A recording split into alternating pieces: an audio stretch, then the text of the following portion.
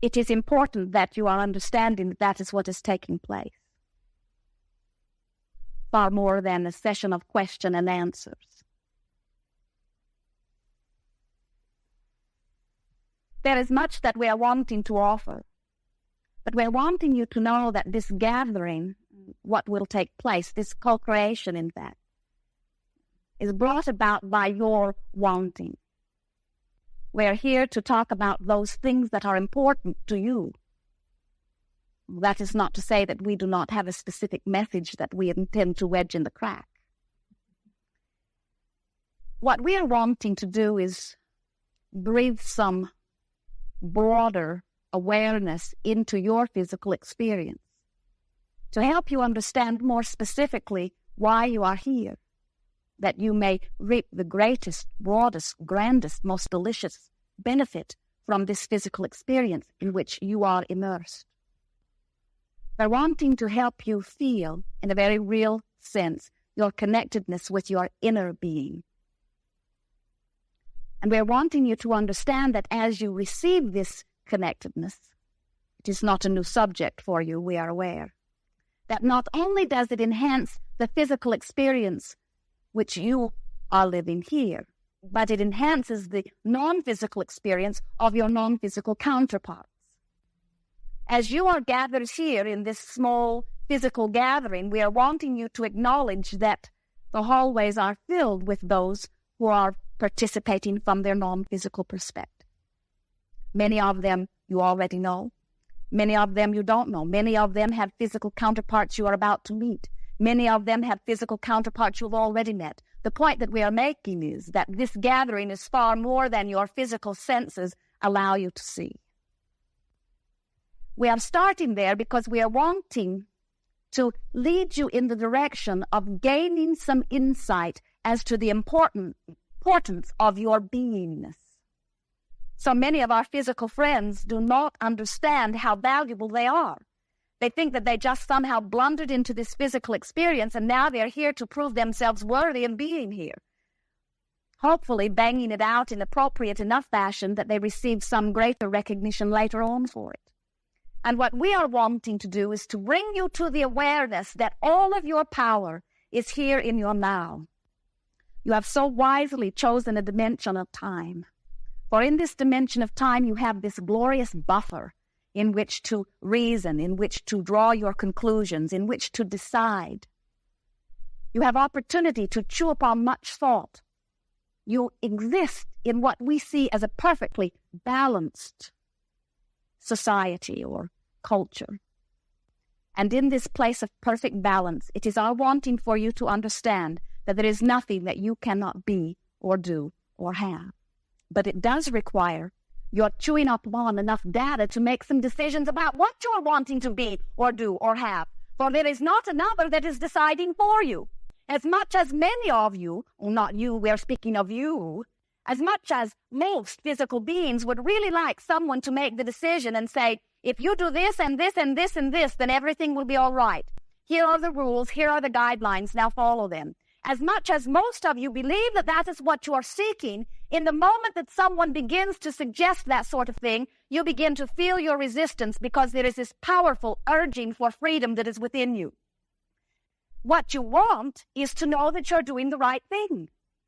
You don't really even care what it is as long as it is the right thing.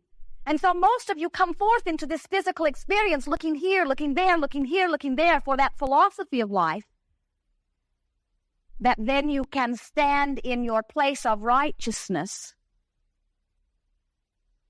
And we're not sure what you think you will do then. What we are wanting you to understand is that you are here to chew upon the data of this life, to find through these eyes, through these physical senses, the perfect balance that you have discovered in your non-physical experience. And that is the perfect balance of freedom and growth and joy. And so as we are talking here together today, it is our intent that we may together discover some real physical basic ways of finding that balance. Oh, there are so many things that we could talk about. We could get our heads so far in the clouds that nothing that we would say would make sense to you. And as we are visiting with physical friends such as you, that is the way that we come to be able to put what we know as physical laws and processes into non-physical laws or physical laws, it is all the same law, into physical terminology so that you can sink your teeth into it and do something about it. Until you are able to know, which you know when you know, because you are led to an action that feels very good to you. Until you are in that place of knowing, then the words sort of just keep floating by, don't they? But when you know, you have that place of harmony, that place of well-being, and it is our expectation that that is the place that you are seeking. And it is further our expectation that as we are here together today, chewing upon what you are wanting to offer, that together we will find that place. All who are seeking it will find it and have it at any rate. There is no order of business here. This gathering is for you, and so let us hear from you. What is it you are wanting to talk about? Do not worry about saying something that others may not be interested in. You would not be inspired to your question if there were not others interested in it. More of you are receiving from your non-physical awareness than most of you are giving yourself credit. And so we encourage you to not hold back from that which you are inclined to say and say it. And let us get into a gathering where we can chew upon the basis of this physical experience for the purpose of making it better for you and broader for all that is. What are you wanting to talk about?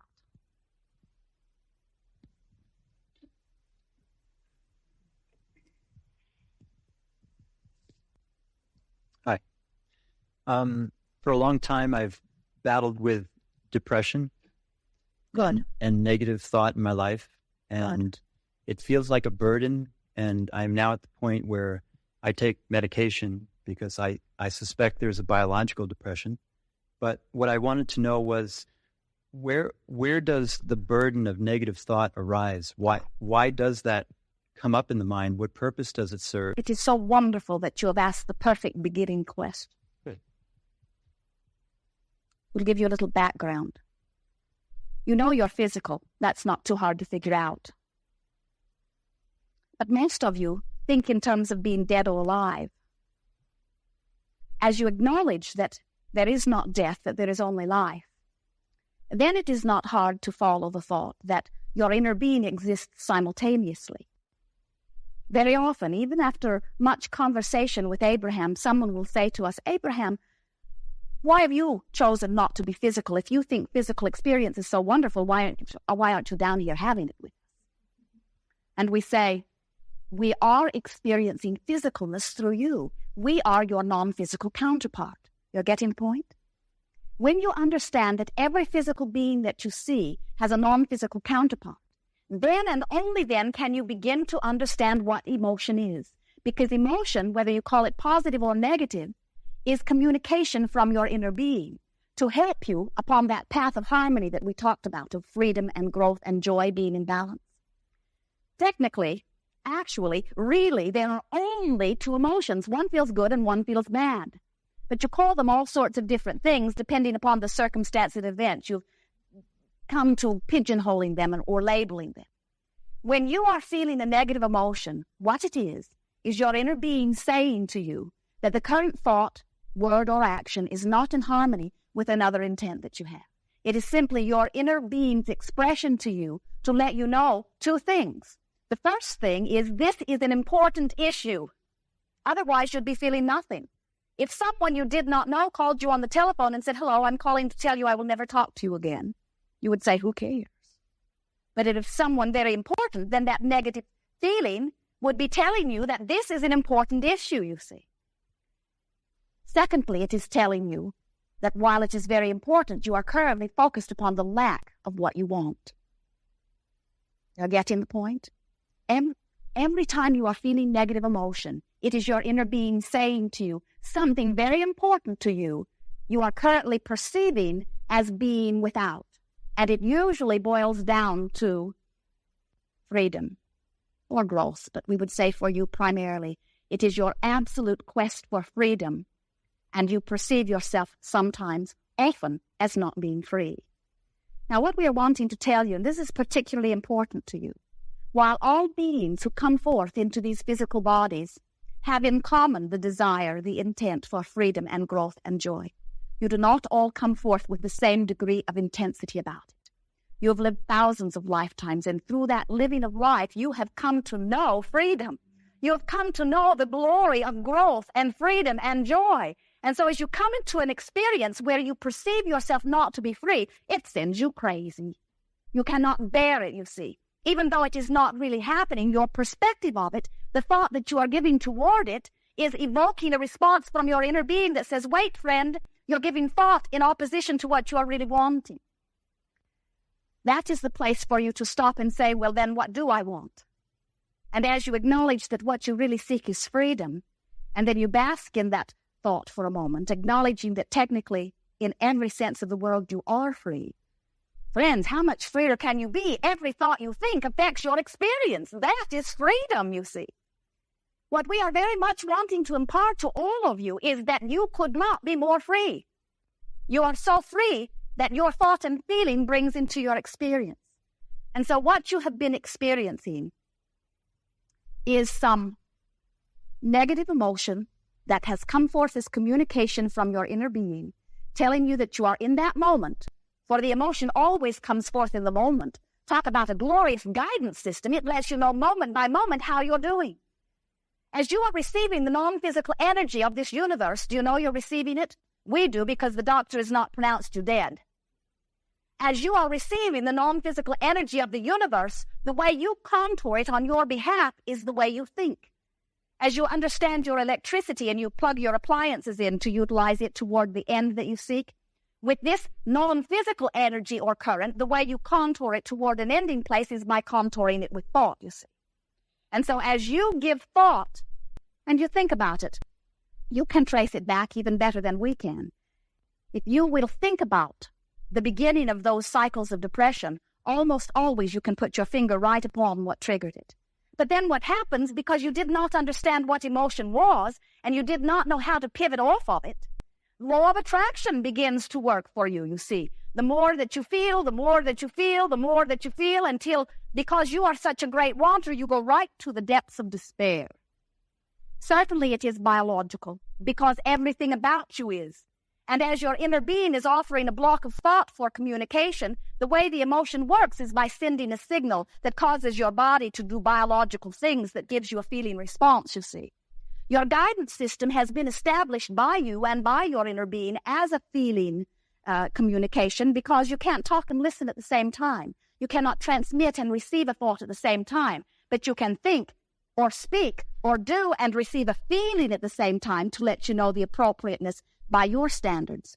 Not the appropriateness in terms of some great law in the sky. The appropriateness in terms of the balance of intentions that you hold. As we're talking further today, you will get a very clear understanding of this process of pivoting. Sometimes you get so much energy going in that direction that no one, no matter how positive they are, can even drag you off of it. Instead, you drag them down with you. It is what we call momentum.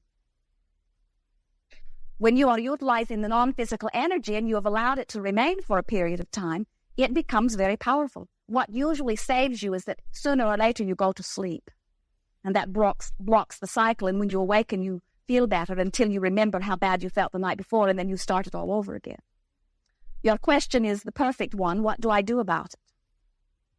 What happens? Let us begin here.